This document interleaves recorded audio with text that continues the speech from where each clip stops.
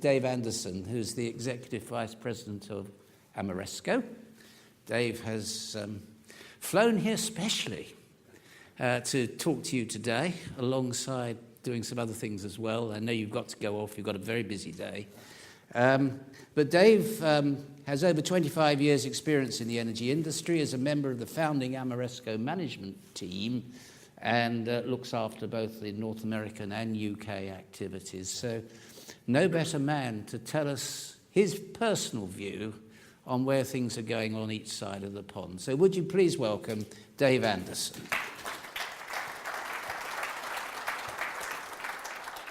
Good morning, everyone. Thank you, Andrew. It's a pleasure to be back. As Andrew mentioned, I spoke here about 2.5 years ago at an interesting time as well.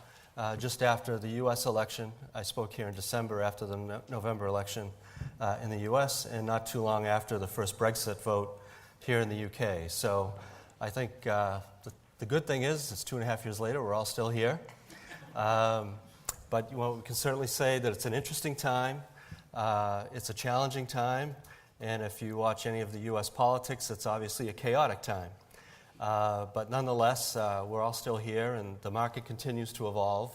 And I think with change, chaos, challenge, one of the speakers mentioned it and referred to it here a little bit earlier, it does create opportunity. It will force us to think a little bit more deeply and a little bit more strategically on what those opportunities are and how we can uncover those.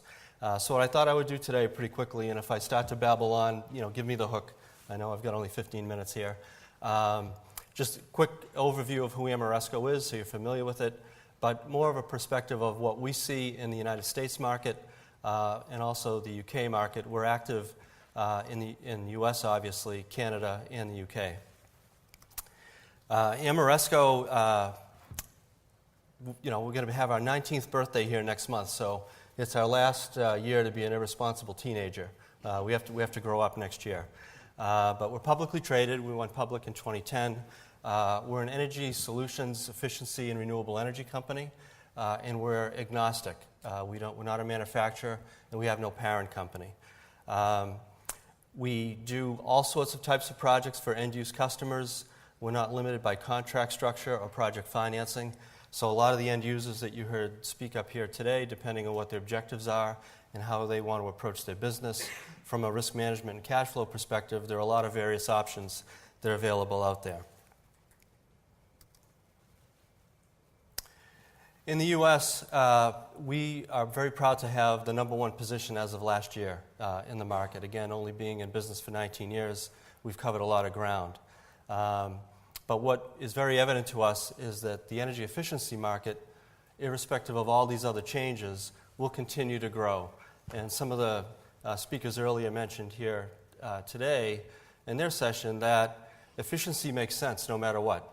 You don't need a subsidy, you don't need a tax credit, it pays for itself. Some may be longer payback, some may be shorter, but it's the most effective way to save capital, infuse new infrastructure into your building, and reduce carbon all at the same time. Given the changes that are happening in the US and the UK, and there are a lot of similarities, the environmental and financial markets are very supportive of these new changes in the market. Carbon reduction, climate change, obviously on the forefront, not only in the UK, but on a global perspective, is driving a lot of these changes and these new opportunities. And fortunately, financial conditions have, been relatively flat from a cost of capital perspective, so they allow for new investment. Solar and energy storage in the U.S. have really taken off. Solar particularly over the last number of years, but energy storage is right behind it. And there are different reasons for that. What we're seeing a little bit here in the UK, similar to the US, big utility stations are retiring, not too many new utility scale projects are being planned, so distributed energy generation is really a key component, not only at the end user as an opportunity, but actually at the utility. In the US, many utilities are coming up with what are called non-wire alternatives, and they're going to third parties to actually do distributed energy generation at their substations so that they don't have to invest into new infrastructure on their own, whether it be power plants or transmission distribution systems. try to come up with a good title with the change, the political change in the U.S., and it's interesting what has happened in the U.S. You know, with the change from President Obama to President Trump, inherently you would think, and I thought, that, you know, this market was in jeopardy a little bit. Interestingly, we're doing more work at the federal government level than we have in past years, ironically. And what I mentioned when I was here 2.5 years ago, someone asked a question, you know, because that was the burning question, oh my God, what's going to happen now? You know, from a president that's so focused on climate change to one who is not. Interestingly, with this current president in the U.S., he's very focused on energy independence. You know, so there are some impacts there on the fossil fuel side. However, as it relates to efficiency and renewable energy, there's still a very strong and actually reinstated commitment to continue with that, because if we have hopes to be energy independent, you'll still need significant amounts of efficiency and renewable energy. So when the U.S. pulled out of the Paris Agreement, what happened? Interestingly and very quickly, U.S. states almost completely, as well as key vertical markets, universities, colleges, municipalities, they all stepped up immediately and signed various challenges to maintain the same level of commitment, in some cases more than the Paris Agreement actually calls for. So we're seeing a very active market and a very supportive market in the states. More particularly, New England, Massachusetts, New York, California are really at the forefront in the U.S. of driving those new policies and those commitments. There's a couple of bills pending, one in Massachusetts that's going to infuse $1 billion over the next 10 years for energy storage and solar technology, as an example. California is actually going to mandate utilities be carbon neutral over the next number of years. So these are very ambitious goals, but even though the federal government has taken certain policy stances, states have really filled that vacuum and stepped up and is driving the market in the U.S.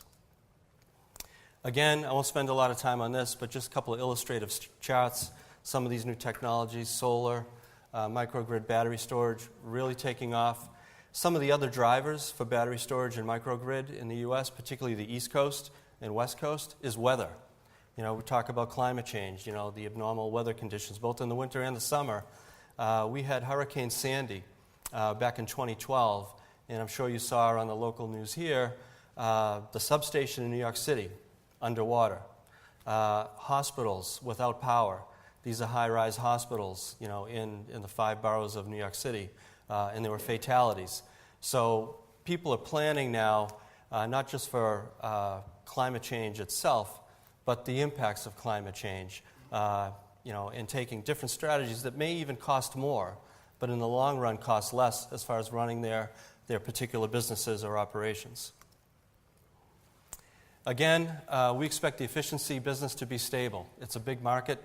We expect it to actually grow 6 to 8% for the years to come, but the distributed energy market is going to grow at a much greater clip over the years for some of the things that I've noted earlier. And the advanced economy is complemented really by any political position. In the U.S., you've got the conservative liberal position. They're both supportive to different degrees, but you know, the good news is that they're pointing in the same direction. So it's a matter of debate, but while that debate's going on, the market is growing, and end users and utilities are dealing with, you know, the realities. Here in the UK, you know, deal or no deal with Brexit. I don't have the answers. You are in a better position than I am. But similar questions are being raised here that were raised in the U.S. You know, you've got resiliency and energy security issues to deal with. Renewable energy generation, distributed energy kind of fits that vacuum. You know, again, the utilities are not really investing in new capacity, and aging plants are being retired. So as an end user, you have a big question and a responsibility. How do I best protect and continue to operate my facility in light of all these changes and uncertainties in the market? Innovation continues to drive opportunity and the market. Again, microgrid technology is very big and being pursued in California and the northeast of the U.S. because of unreliable capacity and limited capacity in certain conditions. Carbon pricing here, you know, is it trading? Is it going to be a taxation policy? New York City, as an example, has a bill pending with all the real estate in Manhattan. They're going to impose a fee, or hoping to impose a fee, if certain real estate holders don't reduce year over year their carbon footprint. We'll see if that passes or not, but at the same time, they got a carrot and a stick. They're infusing billions of dollars to help promote building owners to do this, but in the event they don't, they're trying to impose some sort of fee to help them along. And project finance availability, and we see that here in the UK, is very strong. Cost of capital is cheap. If you have good economic projects, there's plenty of capital available with different lenders to invest. And then you have a unique situation here with the Irish electric system here. If that gets decoupled or not, how will that be dealt with? And that's probably not an easy question to answer. So just very briefly and very quickly, historically, what have we seen here? Both on the commercial industrial side, generally it's been very simple payback project-based, one measure at a time. There's nothing wrong with that, but if you want to impact your facility in a much deeper, meaningful way, you need to really look at it in a more aggregate fashion. The public sector has become much more active here in the UK, and now looking at more third-party financing again to have a significant penetration into their facilities. And risk management, is a key question. That's kind of the theme here under this the session today. So how you procure your energy, where you procure your energy, and then how do you manage your load? How do you reduce your load first so that then you can answer those secondary questions? And what we see coming ahead of us is a greater interest in that aggregate approach. How do I more deeply affect the operation of my facility, make it more cost-effective, new technology, change the conditions of the facility, whether it's an airport or a hospital. That's a business. You've got passengers, you've got patients, you've got to be very focused on that. Again, distributed energy has its place and will have a big place. It's the thing with PV and wind, it's intermittent, right? So there's still that base load concern. How do you put that portfolio together to make sure that you're managing your risk the best you can? And lastly, the experience that we've had, and this is everywhere we do business, whether it's U.S., Canada, the UK. We're project focused, but there are key things that pull a project together. Certainly, there's technology. What's the right technology? What's the right application for that technology? How do you finance it? Is that out of your capital dollars, your operating budget, or you do some sort of third-party financing and actually push more of that risk on a performance basis off to someone else? But lastly, you can wrap all of those metrics around sustainability and carbon footprint reduction, right? That's really the theme here as well from a global perspective. Everything that we're talking about here today has an impact on carbon reduction. And I guess, kind of in a closing remark, the market will always respond and adjust and drive growth in the market despite the politics. And there are certainly politics, as interesting and invigorating as you may get watching U.S. politics, we have the same watching UK politics. So I think it's an interesting time. And, the good news is we both are in a democratic type of society, so you've got that debate. But at the end of the day, somebody said it earlier that we may not have all the answers today, but there will be answers.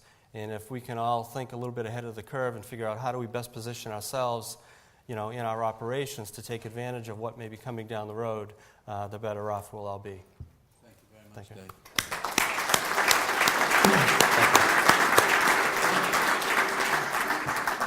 We are running a few minutes late, but would anyone like to take this opportunity to ask Dave a question? Good morning, Daniel Waller from Rolls-Royce.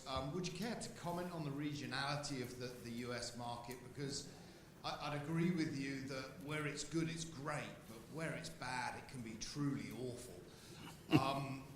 Our largest facility in the US is just outside Indianapolis in Indiana. It's a regulated state. We've seen the local utility just push around 20% of cost from energy charges to demand charges, which has made energy efficiency real difficult.